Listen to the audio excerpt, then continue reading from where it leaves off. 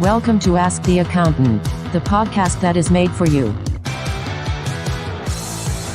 Weekly podcast live Mondays from 8:30 a.m., released on the podcast service of your choice on Wednesdays. Your main weekly hosts, Aaron, Patrick, and Johann. Got something to ask? Submit your questions below or ask during the show. Podcast loading. We are currently getting everything set up behind the scenes, so sit back, relax, and we will be with you in a few seconds. Enjoy. Good morning, everybody, and a very, very warm welcome to Ask the Accountant, episode number 45 of the date of the 4th of September, 2023. We are proudly sponsored by Employment Hero, but more on them later. And with me, as always, is my co-host, Johann. Johann, how has your week been? Seems like it was a bit of an eventful one. Good morning. Good morning, everybody. Some weird bloke turned up from Derby with his new wife, who wanted to go out and have a few drinks, good food in Edinburgh, and then go out to the Killers on a Tuesday night, out until 1 o'clock on a Tuesday night. Still recovering. Not from the drink, just from the lack of sleep. Absolutely fantastic week. Absolute pleasure to spend Monday and Tuesday with yourselves. And for Claire to meet you both properly for the first time. That was lovely. And then it was back to the grindstone Wednesday, Thursday, Friday, getting lots of work done. Really good week. How was yours?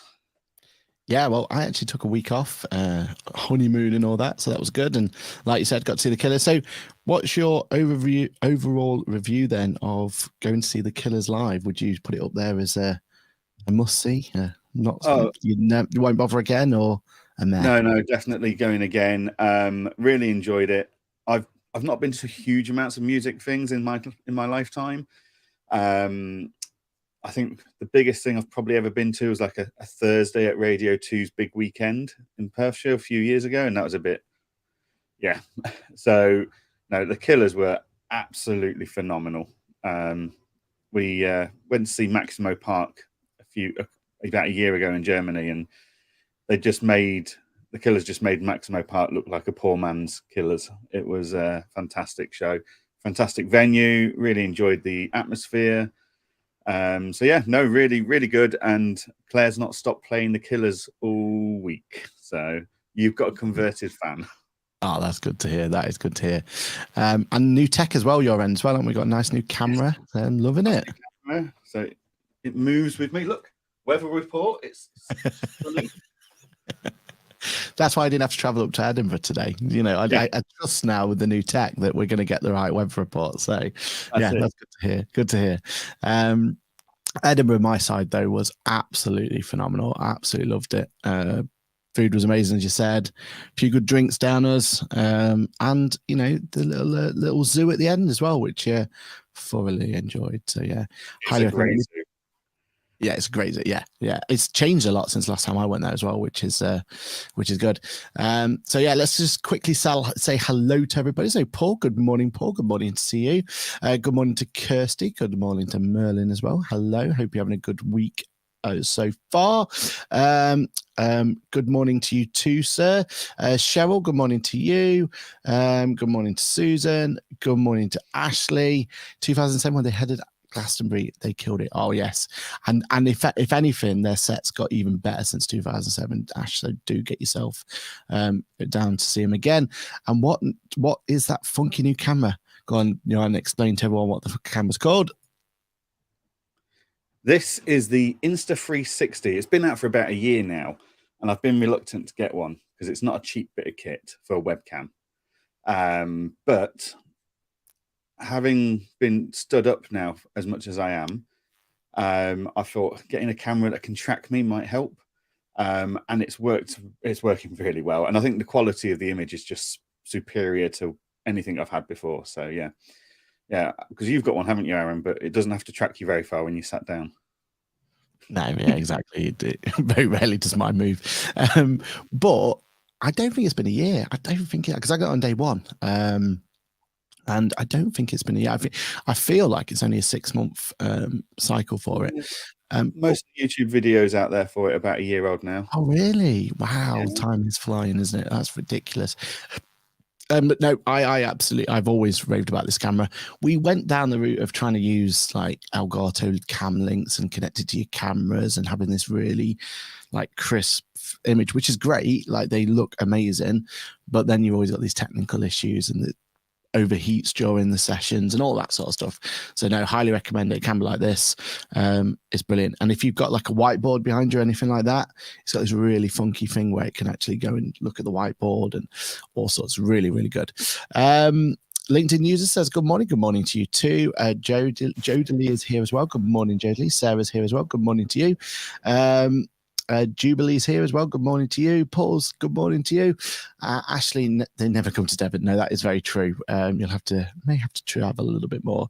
And you get what you pay for, right? Exactly right. Yeah, the tech industry at the moment is expensive, but yes, they're definitely helping pain points and making sure that we can deliver a better service to everyone. And then finally, about to get a lot more expensive next week as well. Yeah, exactly. Yeah, we'll be talking about that. And good morning from Sue. Sue, good morning to you. Even if you are a zero trainer, you're still welcome here. Although I suppose nowadays Jan's a zero fanboy, so yeah, more than welcome now. So, right, okay. Without digging myself a hole and getting people upset, let's move straight on to our next topic. My background's just gone blue.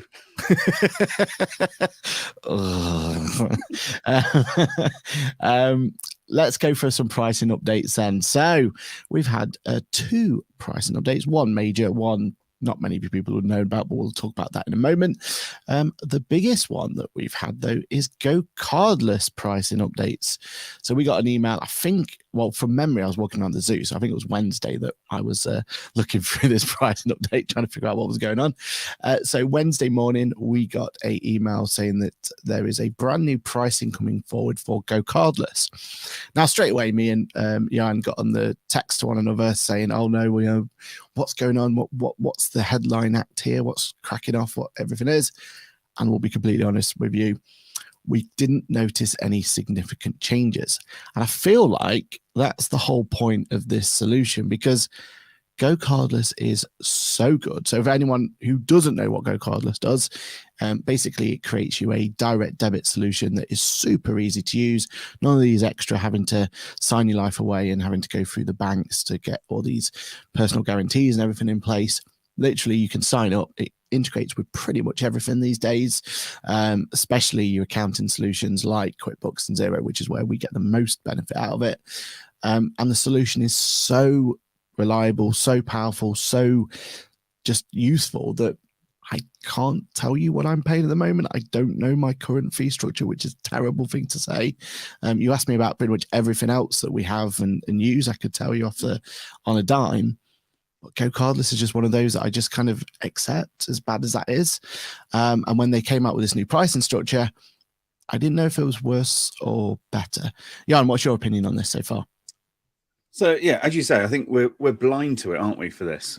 Because it's just so easy. It's just in the background. It's no issue to us whatsoever. If a client's payments fail, it tries a couple more times. Once in my phone, once that's happened, Chaser kicks in and starts emailing them for payments manually. So I've been going through it. I think what they've done mainly is reminded us of some of the advanced features and pro features so when I signed up, there was a standard and there was an advanced version. 2, wasn't and the only differentiating factor was the advanced version was expensive with a monthly fixed fee, but you got to white label. So no one knew it was Go Cardless. It could have been On Point Accounting's own direct debit system. Great. I didn't see the value in it. So we just stayed with standard. Now, I think they're trying to remind us all that there's more features available in the advanced and pro version now. Including Success Plus, which is like intelligent payment retries and stuff. I don't know how that works and whether that really results in a better payment collection when your clients have failed to pay. And then the only thing that was big and obvious to me was the cap. So regardless of whether you're paying, whether it was 1% or 2%, so it used to be a percentage, and then but it was a percentage of your invoice value up to the value, I think, of £2 on the standard version. It's now up to the value of £4. So basically what they're saying is we're going to take more of the bigger invoices than we have been. And for those smaller invoices, they're now saying, well, for any invoices, they're now saying it's a minimum 20p plus 1%, which, you know, when you're putting direct debits through for 15 quid, I get it. Yeah. Like they're going to have costs to cover for that invoice. So the standard tariff, which I think 99.9% of accounting firms are probably on, it's 1% plus 20p. So you'll get 20p of your as a transaction fee, and then 1% of the invoice value will be charged. And they're now capping that at £4 fee instead of £2. So I think they're just letting themselves take a bigger chunk of your invoice. But 1% plus 20p, I mean, what's that? A £380 invoice to get to your £4? Yeah. Anything over that is still, you're still winning. Right. Yeah. I'm quite happy with that. There's nothing major in this. I think it's just that cap increase and a reminder that they have got superior products if we're prepared to pay the extra charges. And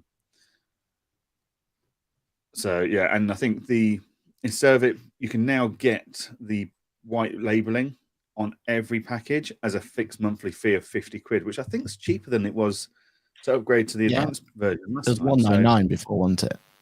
Yeah, so that's good. It doesn't look like there's any fixed monthly fees for any of their tariffs anymore. The only fixed monthly fees are if you want to have your name on your customer's bank statement, or if you want a custom checkout experience, that's 150 quid a month. But the increased features are paid for by increased charge rates, transaction fees in the Advanced and Pro. So standard, it's 1% plus 20p. Advanced is 1.25% plus 20p. And Pro is 1.4% plus 20p. And the caps go from 4 to 5 to £5.60. Everything else is a muchness, really. It's interesting.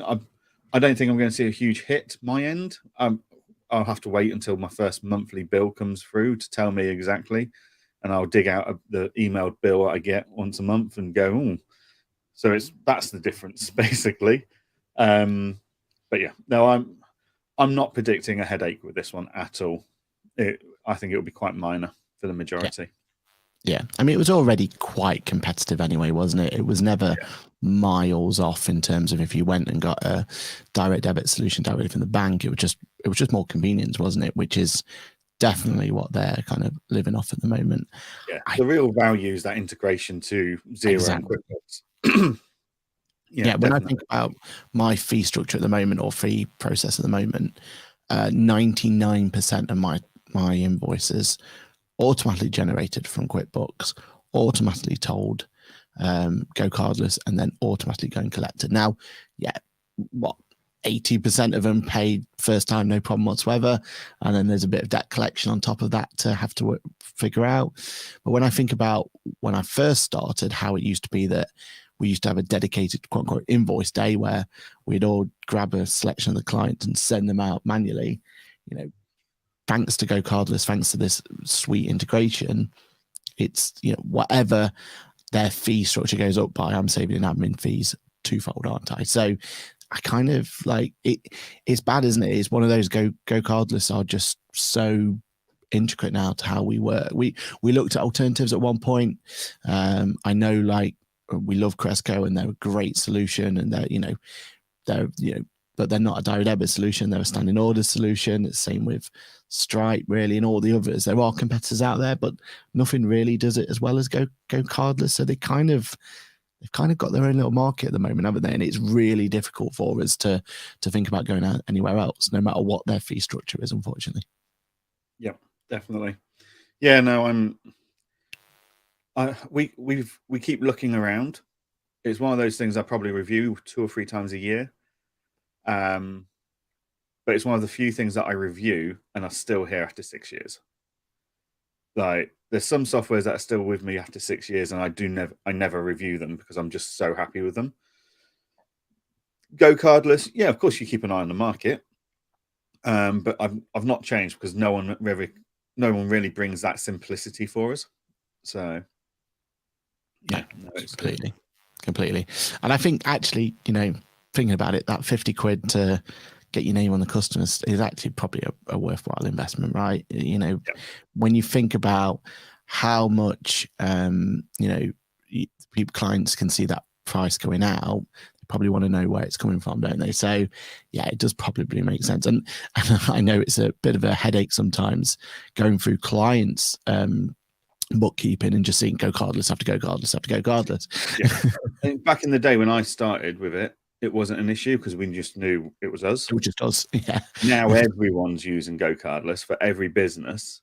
Like we've got a client that's a butcher. He uses go cardless with all his retail clients, exactly. Wholesale clients even. So yeah, like you do need some kind of differentiating factor there to help. So yeah, we're probably going to get to the point where 50 quid is still a very acceptable price for it. Yeah, exactly right. And maybe now that they've got it on more of a tiered basis, trying out this, advanced payment one might be worthwhile. The recovery payment success plus. I think what we're going to do is give it a month with the new pricing, get that new first bill in, compare that, how much we paid in fees on that bill to the previous bill in the old fees, and see how much of a difference is. And if there isn't a huge difference, then we might go, well, actually, let's have a look at advanced. Let's see if that does help with getting more payments in. Exactly. Yeah. I know we're both big fans of Chaser at the moment, and we love that, and we'll definitely talk about that more in a future episode of our experiences with them and everything.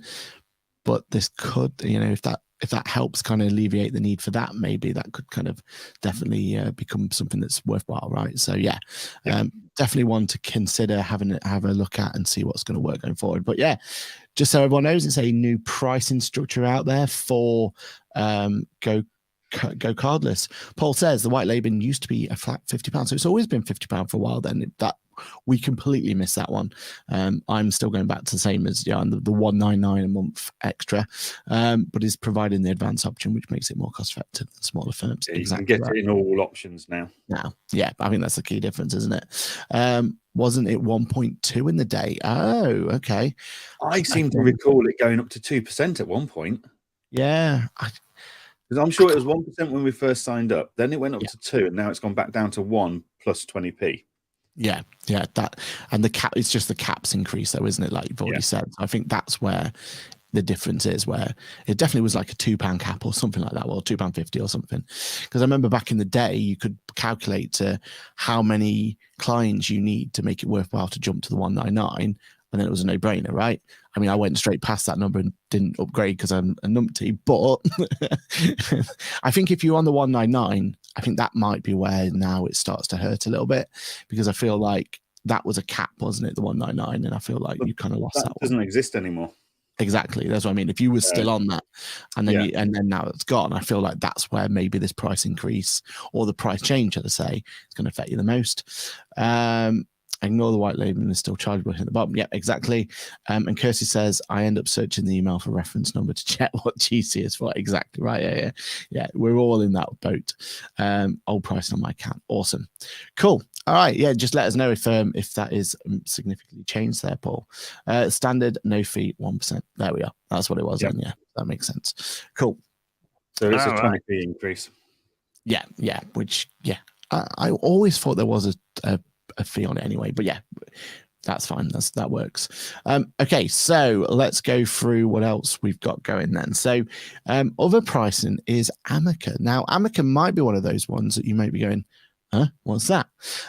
Basically, Amica came on the market as a really good solution for making sure that you can get things like Square to integrate nicely with things like QuickBooks. Now, I was a big fan of Amica when it first came out. So it's spelled Amaka.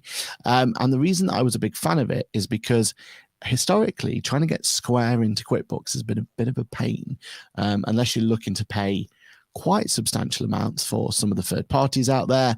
You have a real difficulty getting Square and QuickBooks to talk to one another.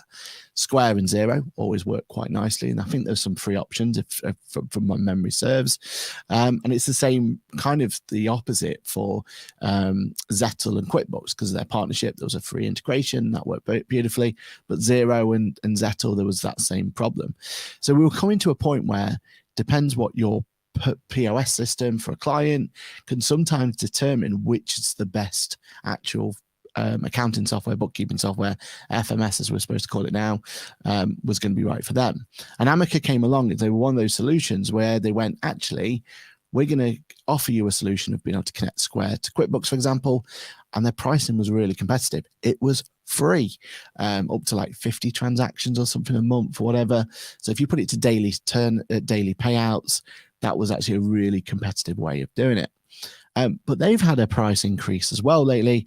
And the biggest thing that's kind of worrying me is they seem to have dropped their QuickBooks integration, at least on their free tier now, which is a massive shame. Now, their price increase has only been quite small in terms of what their monthly one is. It goes up to like $12.99, so quite competitive, or $17.99. This is dollars, by the way, per month. But it still seems like that or at least from their main page, that the QuickBooks integration has gone. They're only talking about Xero, Sage, my OB, and a few others as well, not QuickBooks as well. So that's a shame. It's going to be one of those where I think we've just got to accept the fact that these sort of things are now going to be, ones that we just got to accept. For whatever reason, the QuickBooks ecosystem at the moment doesn't seem to, or people are finding it more difficult to be able to put the solutions to QuickBooks at the moment, mostly down to the fact, I would imagine, the fact that their APIs haven't been updated in such a long time. I feel like we're going to see a lot more of this where we've kind of been reliant on one connection or one integration, and that integration's not going to work as well going forward. Did you ever use Amica? No, we didn't. Instead of the hassle, we advise clients, look, iZettle or something else talks better to QuickBooks. Use that. It baffles me that they've put the QuickBooks part behind a paywall and not others. Or have they scrapped QuickBooks entirely? Well, there's no changes for Square to Xero, Square to Sage, and then all the others. So yeah, they're all the same. You're right. It just seems like the new premium pricing is for the QuickBooks one. Although saying that, maybe you don't get QuickBooks at all in the premium one either. So no, maybe it's just they've dropped it at all. I just assumed that it was still in the new one, but no, it looks like that's gone as well. So yeah. I'm just going through it now. So they've got a new £49 per month one, which is their new unlimited, and no mention of QuickBooks on that one either. So yeah, it looks like it's just dropped completely. So new pricing structure for an unlimited one, up to $49 per month. And yeah, it looks like QuickBooks has been dropped, which is a shame. That's interesting. So having been playing with APIs recently for Client Engager, I know how many hoops Xero want us to jump through and the limitations and restrictions on how quickly we can onboard users and stuff. And there's none of that with QuickBooks. QuickBooks is like, yeah, it's there, go and plug in, play with it. If you want us to do anything, Aaron, like test it and keep an eye on things, just let us know. We'll have a look. And I know Peter, our developer, has had a lot easier time with the QuickBooks integration than he has so far with Xero. Yeah. So I do wonder, is this maybe a direction from Square saying, no, we've got to deal with Xero. We don't want someone bypassing that. Who knows what's going on behind the closed doors? But I don't think it will be because of QuickBooks' APIs being less useful. I mean, I know for their premium and platinum or premium plus, they're calling it, they are really like one thing Amica has always said is they want to be, the strongest possible integration that there is. So they're talking about cost of goods sales, inventory sync, custom mapping, custom invoice formats, things like that is in their premium product. Okay. Which QuickBooks just doesn't give. Well, you can do some inventory sync bare minimum, can't you? But that's as far as it really goes. So maybe that is it, that they, their premium and premium plus facility are offering, integration options that QuickBooks just can't handle now. And unless they want to finally update their APIs, I don't think they're ever going to be able to put that option through. Yeah, that's a shame. But yeah, see what happens. I mean, do we think Square might be coming direct to QuickBooks soon? I don't know. I've heard of. I hear rumors. I've heard of. How can I word this without getting into trouble? I've heard of relationships forming, but I haven't heard of Square being mentioned in that conversation. Right. So I feel like there's going to be a change, and I think there needs a change, right? Like Zettl's a fine solution, but it's not as strong as Square in their software, in their EPOS solutions.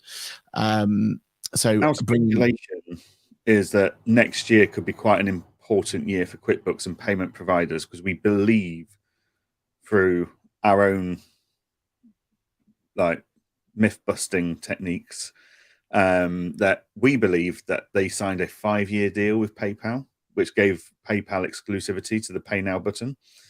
And we believe we're coming to the end of that this summer, in summer 24, which means that the floodgates could open where we've not been able to get anyone through in ages. Exactly. Which has always been is what Xero's had that benefit from, right? Like they just, I mean, they've put a restriction on now, haven't they? They won't take any new Pay Now functions at this point in time. There's a freeze for whatever the reason the freeze is, but there was a long time where you could add multiple ones. Cresco, as we've already mentioned, was a payable option, which is absolutely brilliant.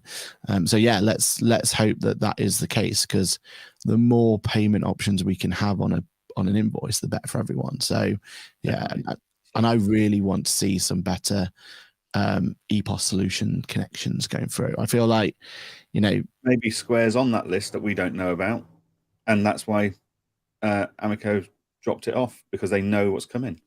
Yeah.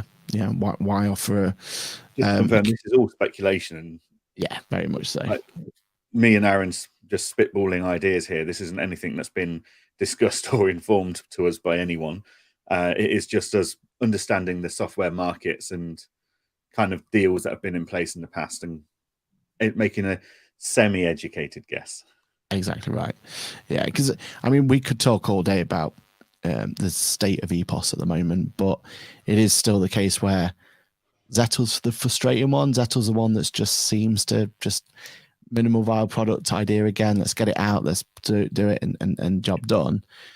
I know that Square has a much more rounded ecosystem, and I've got clients who are very jealous of the fact that they can't really jump on that, and there are some real benefits that would massively help their actual day-to-day running of their business, but they don't have an integration to QuickBooks, so they're not looking to make that jump. And it's frustrating, isn't it? Because we know that clients could have a better experience and a better whole solution, but that integration's holding them back. And it's just one of those things you've got to accept, I suppose. Definitely. Yeah. An ongoing frustration, but we'll see how they get on. Yeah, let's make sure. And the more we rant about it, hopefully the more that we'll get opportunities to make it better. Paul says, so the benefits and increased fee are in relation to success and payment protection. Yep, so back to the Go Cardless one. And LinkedIn user says, we are a reseller of a UK-based EPOS software supply that currently only links with Xero. Yeah, and it'd be awesome if you could let us know as to why just Xero.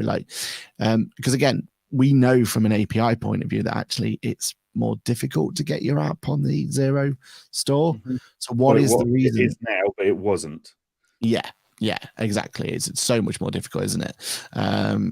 There's a closed beta you have to go through. There's all these hoops you have to jump through to get that on the store, and there's a potential fee involved for merchant ones as well. If that new fee structure they brought out, so why is it that people are jumping on the Xero for the connection and not the QuickBooks? We can only speculate it is the API, but is there anything else? Is there a restriction? Is there something that in the T's and C's we're just not aware of? It'd be great to hear about that if you can. Right. Well, before we go any further, though, let's move on to our sponsor spot for the day. So we are very proud to be sponsored by the wonderful Employment Hero. We've got a great video coming out about them this very day tonight. Yeah. So definitely keep your eyes peeled out for that one. They'll be on mine and Johann's personal YouTube channels. Do make sure that you go and give that a watch, though, and have a look at that, and we'll explain to you why we believe that Employment Hero is so good, because it is National Payroll Week this week, isn't it? So when better to be sponsored by Employment Hero themselves. And for anyone who doesn't know, the way we took this sponsorship on is that we've decided that between myself, producer Lizzie, and Johann, we're going to make 3 different types of sponsor spots, although Lizzie went for 6 different sponsorship spots, but never mind. Which is good because I still haven't done mine. Yeah, you're still on your back burner. It's going to come though. The anticipation's getting even more for yours now. I'm filming in 2 weeks' time. Okay, I've got to get a film crew. I've got to get actors. So if anyone out there wants a paid for actor job, then send your CV over. Who said it was paid for? I thought you were just using the budget. I thought that's what it was for. So we're proudly sponsored by Employment Hero, and we made a little competition out of it. So our idea was that who could get the best ad out there. Now, you've already seen this one for your loyal watchers out there, but for anyone else, here was my submission for for Employment Hero's sponsor spot during Employment Hero thing. So let me press play, let me put it on, and then we can all watch it and see. I'm going to put more effort into it than this. Well, hello there. Here at ARC Accountant, we cannot believe that we are now sponsored by the one and only Employment Hero. Employment Hero has elevated mine and Johann's accounting practice, and I'm going to explain to you why, using that handy little visual aid that everyone knows and loves called chocolate, and I'm calling them Employment Heroes. Let me explain. You see, everybody loves a box of chocolates, right? Especially when it's full. It's got loads of cool stuff in it. Let me just empty it. And what I'm going to do is I'm going to fill this box with all the good things that Employment Heroes, can do for you. It's HR software, payroll software, the twirl representing employment super app. It also helps you with employment of record as well. Application tracking, learning and development. See why we love a box of chocolates? AI. It's not just a buzzword with Employment Hero. And finally, integration with apps. So that's why, for me, Employment Hero is a box of chocolates. Now, comment below. Which one should I eat first? It's our job. Someone's got to do it.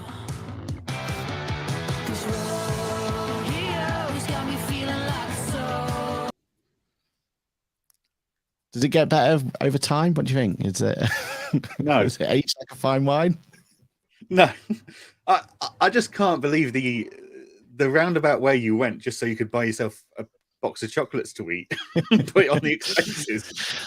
Do you know what the worst thing is? It's still that's what I'm impressed with, is the commitment to justify a box of chocolates on the expense card. The thing is that there's still 5 chocolates in there that I can't eat now. So, and I don't know how long I'm allowed to. I might take them with us to the QuickBook to Accountex, and we'll raffle them off for who wants to come in and put it there. So yeah, that was my entry. Some may say I'm behind at the moment in terms of opportunity to win this competition, but we'll see. No one's seen mine yet, but I'm still ahead of you. This is true. And I think producer Lizzie's most difficult part is figuring out which one she needs to push forward for, which one's going to be hers. So we'll see. We'll see how which one she goes for. But yeah, keep an eye out that as soon as Johann has produced his and it's out in the wild, we'll be putting a nice little nice little poll together, and we'll figure out a prize for the winner and something to discourage the loser as well. So yeah, keep your eyes out for that one. Right. So again, thank you, Employment Hero, for sponsoring this week's show. So go proposal. We're all we've talked about no, sorry. Go proposal. We're also in the news. I thought that's what I talked about at the beginning, but no, it's Go Carlos, wasn't it? Go proposal. We're also in the. Yeah, I know, right? Go Proposal were also in the news today or this week because they have gone and jumped into the AML world. Now, I'll be completely honest, and I'm sure Johann will mention this when we push it over to him. We thought they were already in the AML world, so we're a little bit confused about what's actually properly been released. But no, they are now fully pushed into the AML side of things, and Go Proposal can now deal with the actual proposals themselves. From what I can tell, it's a better link of paint. It just seems like a lot more options in there, whereas before it was just a pass into a third party, letting the third party do it, and then an update comes your end. It feels like there's a lot more features that are now in this new AML area within Go Proposal. So this is a good thing. This kind of pushes them forward into really making sure if you're going to take on a brand new client with Go Proposal, that you are going to make sure that all of that's done correctly. And what I hope for, I haven't had a chance to play with it, but what I hope for is that they really nailed that whole client journey, because that's the bit that we need right. Yeah, that's the bit that makes it worthwhile. If it can be an opportunity that when you accept a proposal, and I'm speculating here, I don't know if this is the case that the proposal's gone, or maybe that's what they're going to do at some point. But if they can go for the proposal and you can do your checks there and then, or at least start the process there and then, that's the winning formula, isn't it? I know when I was kind of working with Bright Pay, when we're looking at Bright Proposal and looking at that, that's the bit that I was shouting to them as look, this is the bit that as accountants really need. We need that end-to-end solution. Like when we send a proposal out, we want it to automatically start thinking about ID checks and risk assessments and stuff like that, and all be connected. And I feel like Go Proposal would have the opportunity to do that, but it'd be great to hear from anyone who has got access to this to know if they are having that going forward, because I think this is their opportunity to kind of push the boundaries a little bit for us. But what do you think, Johann? Do you think this is an opportunity for Go Proposal to kind of start really fleshing out their thing? And question to you, do you feel like this is their first steps of going fully CRM, fully practice management, or do you think this is as far as they'll take it? In regards to that last point, I don't know. Sage is obviously wanting a CRM solution, and technically that would make sense to take it from Go Proposal onwards.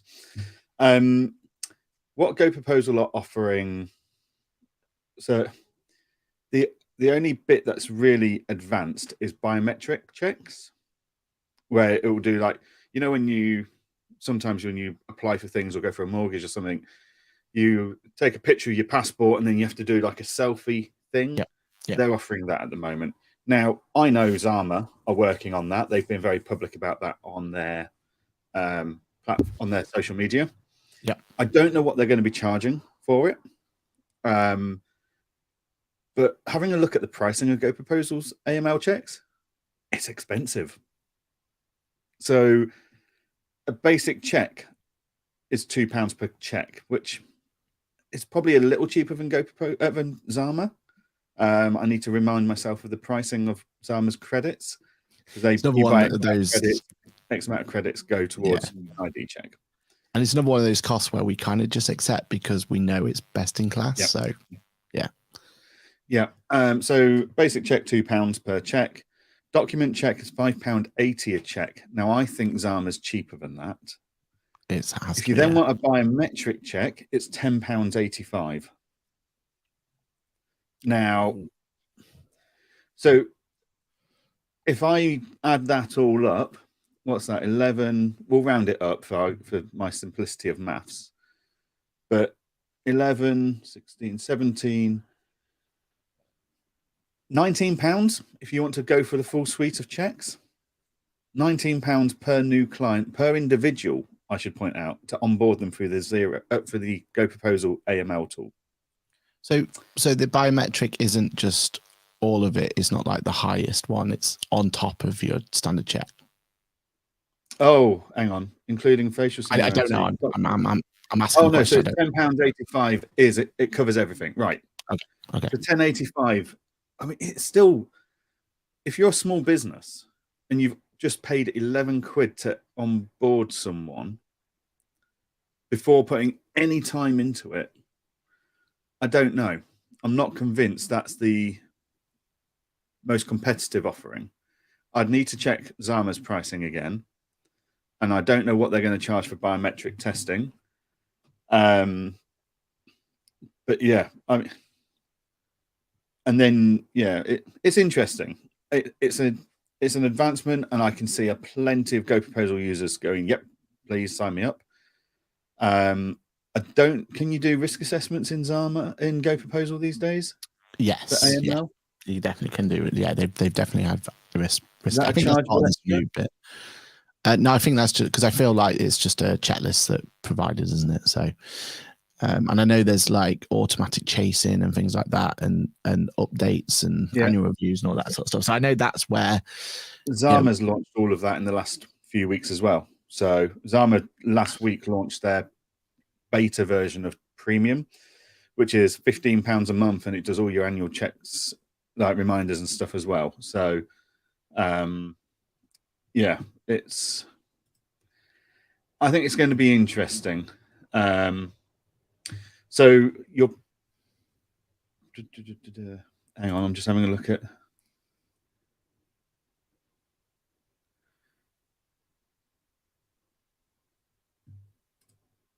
So I think it's about 60 quid a month for the privilege of doing risk assessments in Go Proposal.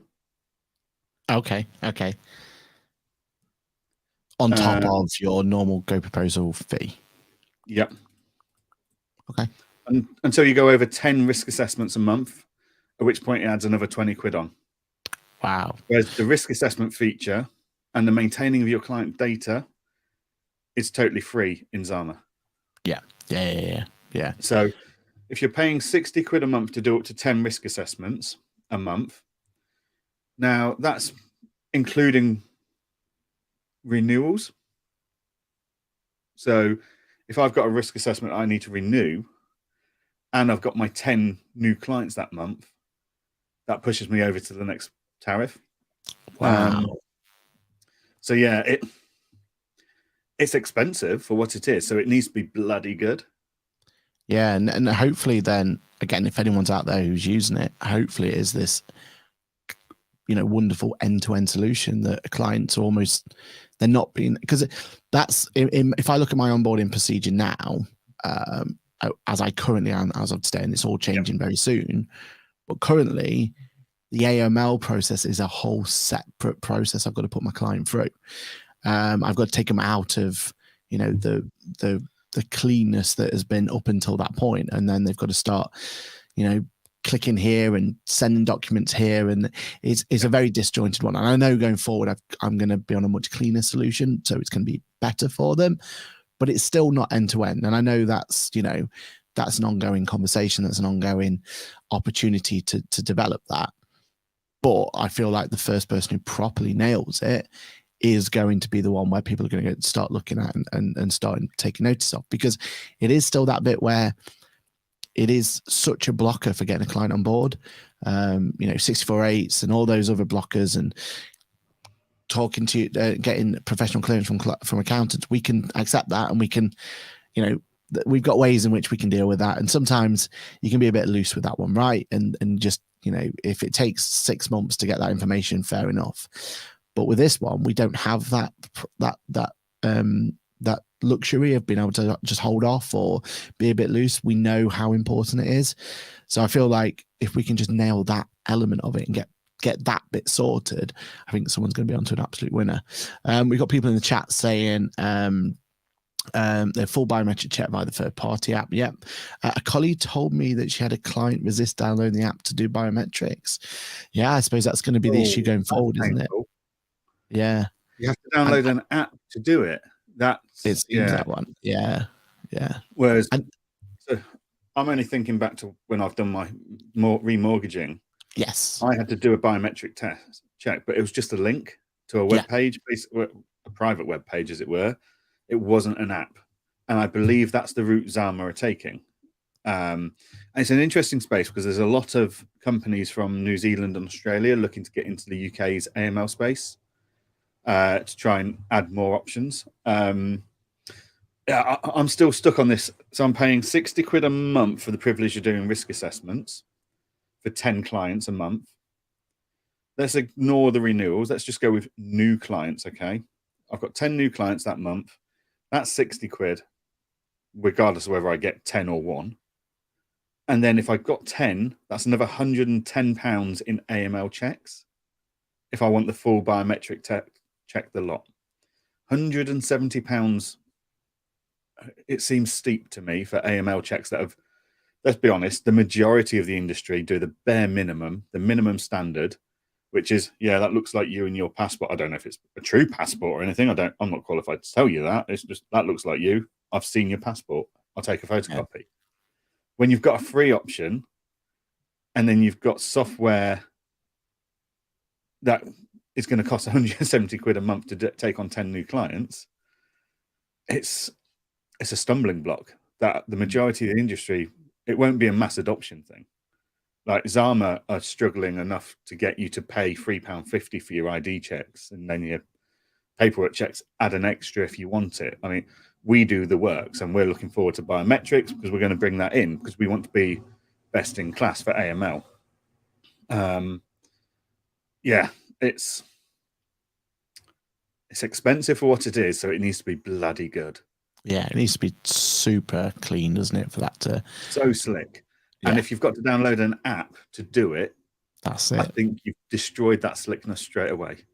Because we've got here people explaining how KYC from Verify is £15.50. That rings a bell. Yeah.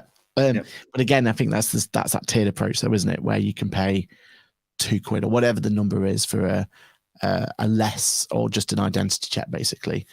So, and unfortunately, that's what a lot of people do, like you've just said. So, you know, making it £15.50 is not going to attract enough people. They offer special rates for enterprise pricing. Yeah, but you're going to have to do a lot to get that. And even because we have an option to get hours through our practice management solution at the moment, and it's not much cheaper. And they must be on the enterprise pricing, you would have thought. So, yeah, it's a shame because that's what people should be using. GoProposal uses third for their check. Okay, so it is definitely still a third party even with this new connection, because I feel like that's where the problem's probably going to lie in terms of just making it that super slick. I know, you know, they probably have a really good relationship with them, but if it is this downloading an app and everything else, it's just going to hurt the process, isn't it? Yeah, exactly. So many of us have to use our supervisor for risk assessments. Yeah. But what is nice about a lot of these solutions now is that they're bringing those templates directly in for you. A lot of feedback come through, and those templates do become part and parcel of it. So, yeah, hopefully more of that can come forward, because my argument with this, though, is it's great that people like the ICB are bringing in this electronic record keeping of risk assessments, but their users, their members are then told they've got to use that unless there's a superior, even if there's a superior product. Right. So if the member wants to use a superior product for more peace of mind, they're doubling their workload. Okay. Whereas if I was the ICB, I'd turn around and say, right, this is our product. You have to use this unless you're using GoProposal or Zama, something they've certified as good or better. So that our product's the minimum standard you have to reach. Or you can use these superior products and you're compliant. That should be the approach. Or they launch a market-leading tool. Yes. Yeah. That's their options, in my opinion, and they're not. it's black or white for them, isn't it? It's use it or you don't, and if you don't, you're not a member. So yeah, and I know ICAW are a little bit more lenient on that. They have a list of ones they would prefer you to use, and they do have their own risk assessments and stuff that they want to bring in. But the reason they've got a list of ones they prefer you to use is because they've already kind of sent that proposal over to them, so that template over to them. So yeah, interesting space to look at. I think we just need to find someone who's had a play around with it, really see if it is as slick as we hope it's going to be, or as slick as it should be at this point in time. Because I feel like where else does Go Proposal go after this? Like if they nail this AML, what's next for them? The next step is practice management. They've got the proposal part, the letter of engagement part. Now they're getting the AML part. The next step is practice management suite. Yeah, which will be interesting to see in the market. Yeah, definitely. And it makes sense. Everyone's encroaching onto their proposal and letter of engagement process, Bright Propose, etc.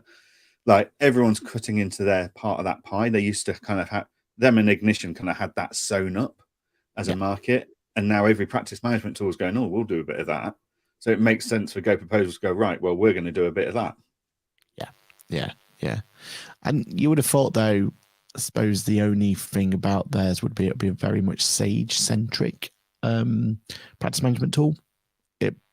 Completely guessing, and again, just kind of looking at it, I'd imagine it'll be designed for people who are in the Sage ecosystem, which, in fairness to them, they kind of need anyway. That's kind of something that is missing in that ecosystem at the moment.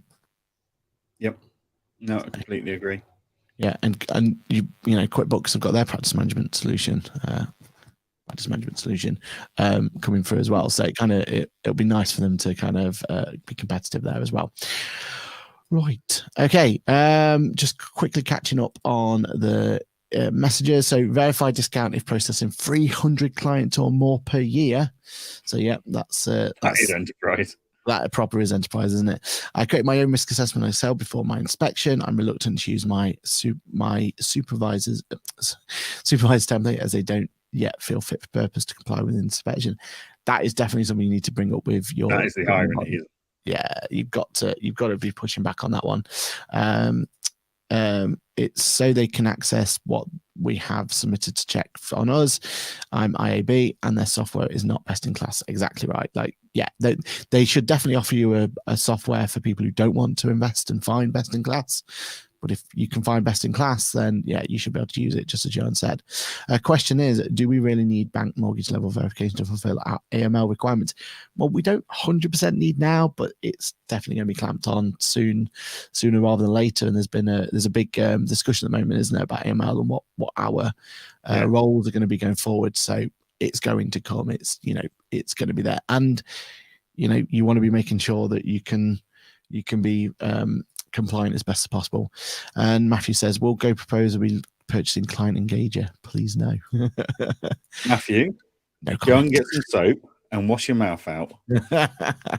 They can't afford us. We're priceless. There we are. Said from the horse's mouth. Okay, so we've got a couple more news bits just to finish off with, just for the last couple of minutes. Let's just look ahead at two events coming up. So the 6th of September, so in 2 days' time, QuickBooks are going to be making an announcement about their AI tool. This has got to be exciting, right? This is, we've seen a lot of AI buzz at the moment. We've seen a lot of talks going forward about what's going to happen with AI. What makes us excited about the QuickBooks one is because they're building their own from the ground up.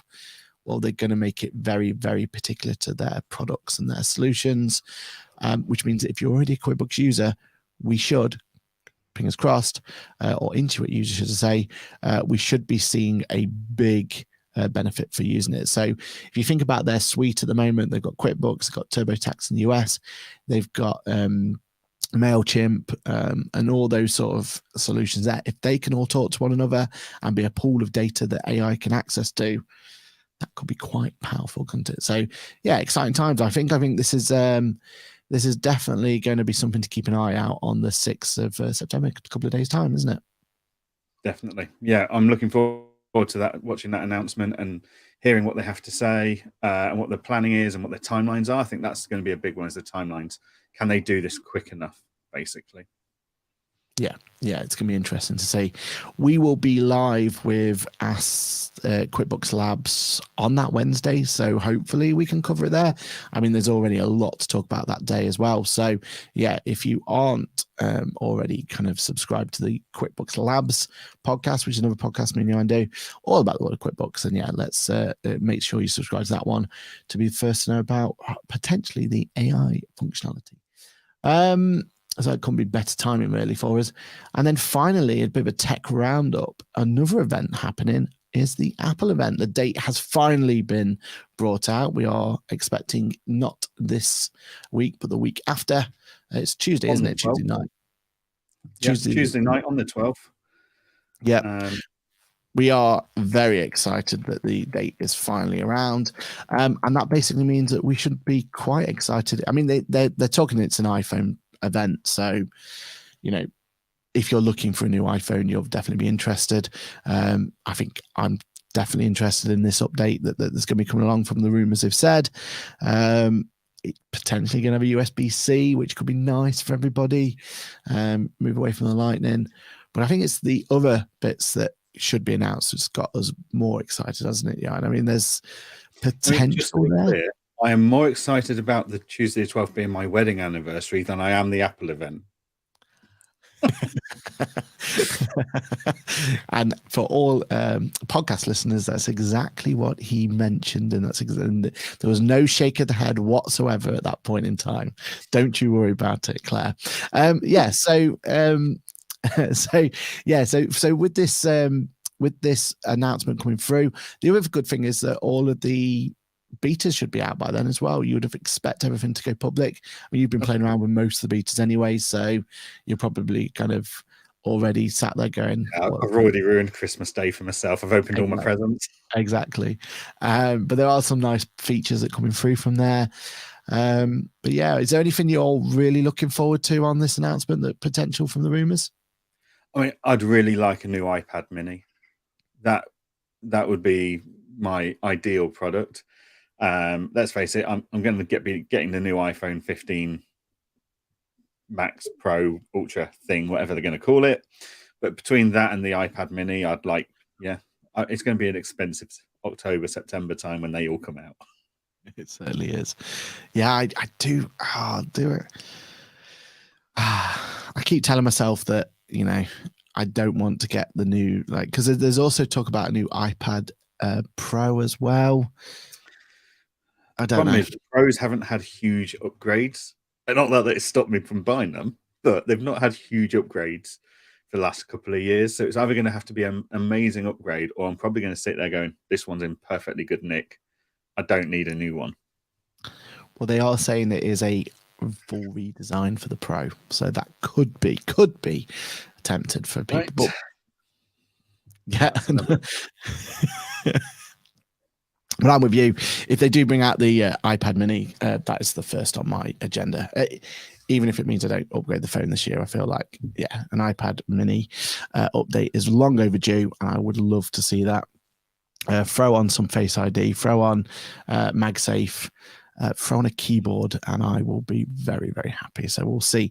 We'll see what happens on that one. So keep an eye peeled, because next week we'll probably have some other rumors to talk about, because it'll be the day before, and then we'll obviously talk about it the week after as well. So yeah, that is a tech update. I don't have any other tech update, to be honest. It seems, again, it's very quiet at the moment. I feel like we're about to get a lot of announcements. Microsoft's put their date in for their new update as well. I think there's a Google one planned as well. So yeah, we'll keep up to date on stuff that comes out. And I'm hearing lots and lots of rumors and speculation at the moment in the software industry for the accounting world. So definitely, there's people out there that have gone. There's some opportunities now with people like QuickBooks and Xero slowing down a bit, and Dex putting their prices up, and that. There's a lot of people out there going, there's opportunities here. If we can move quick enough, we can take advantage of this. Exactly. So there's lots of cool stuff that I'm hearing speculation about and conversations about that I'm very excited to see if it comes to fruition. But yeah, it's definitely going to be an exciting 6 months ahead. Yeah, I can definitely see that. And maybe some news at Accountex North, maybe. I mean, if you got any news you'd want to try and bring it out, then if you can, maybe that's too soon, but it'd be great to see if there is. And obviously, if you are going to Accountex North, make sure you jump to our booth, our podcasting pit stop, as we're getting excited about getting that all set up. And if you can't make it there, don't worry. We've got you covered because we've got lots and lots of content on that event coming your way. So, Jan, anything you want to talk about this week? Anything you want to plug? Anything else that you want to talk about at all? Nothing major. Oh, actually, yes. I tell a lie. Ooh, we are launching forms at Client Engager at the end of this week. Not only will you be able to build your own forms, which is, cool. Most practice management softwares don't even let you do that. Some do, don't get me wrong. But we are going to let you send those forms out. The forms are going to be completed in the portal as other practice managements would do. And then you can copy all the answers into Client Engager to fill it out at a click of a button. So your onboarding form, you send that out, the client fills it out, you click a button, that's your client database populated with all that information. So yeah, we're really excited about that one. And then after that, that kind of opens the floodgates because we've got so much built up, ready to go. We just got to get forms out first. So yeah, going to be a busy few weeks for Client Engager. Love it, love it. Looking forward to having a play with that one. I am definitely excited. Yeah. So for me, really the big one for me is that if you are not subscribed to my personal YouTube channel, Aaron Patrick QuickBooks Chat, bit of a plug, because I am, as of the recording, I am 9 subscribers away from the big 10,000. So yeah, I would really, really appreciate if you could throw me a lifeline on that one and get me fingered into there. That'd be awesome.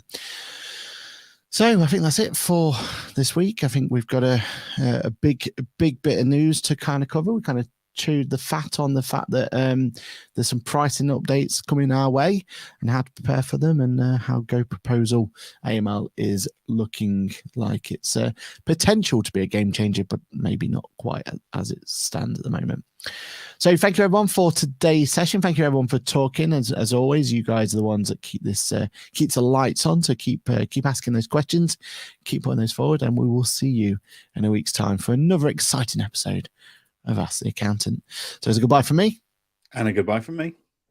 Cheers, everyone. Oh, and just so you know, that intro that I personally know and love is up for the chopping board. So if you do like that intro, do let us know, because producer Lizzie is looking to remove it. So yeah, more on that. She can do what she likes to it, but she has to keep the music.